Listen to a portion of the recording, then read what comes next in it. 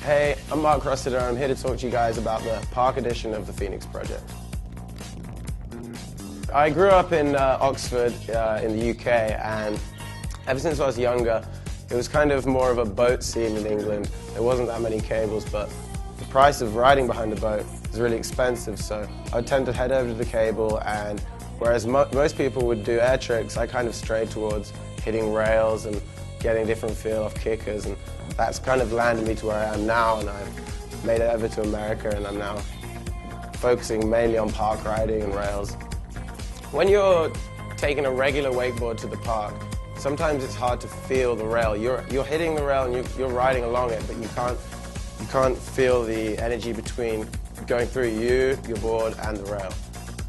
Since being on flex boards, I've been able to get a lot better feeling on the rail, but there's still been that little bit of a lack of balance and control when on the rail.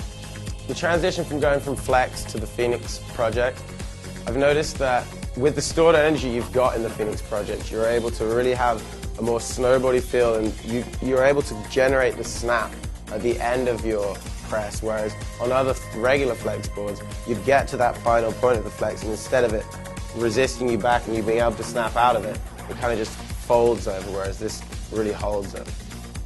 So you'll notice that when you're riding the Phoenix project or the park edition of the Phoenix project, when you're at the end of the rail and you're pressed out, due to the balance points being changed to closer to the tip and tail, you're really able to feel it, and the board will answer to what you want it to do when you're at the end of the rail.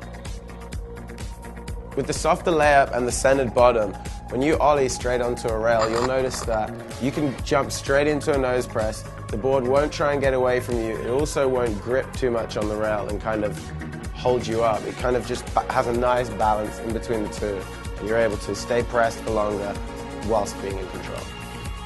So all in all, the park edition of the Phoenix project offers all the same features as the regular Phoenix project.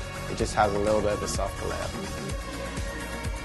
You'll notice that you're able to jump straight into presses and continue to balance in those presses all the way through your rail hits.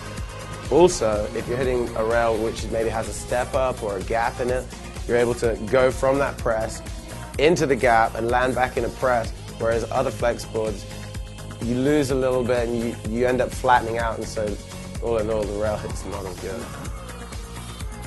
So whereas flex boards out on the market are completely flat on the base, this particular board has nice channels which allow you to generate better tracking through the water on approach to hitting a rail or a kick or whatever it may be.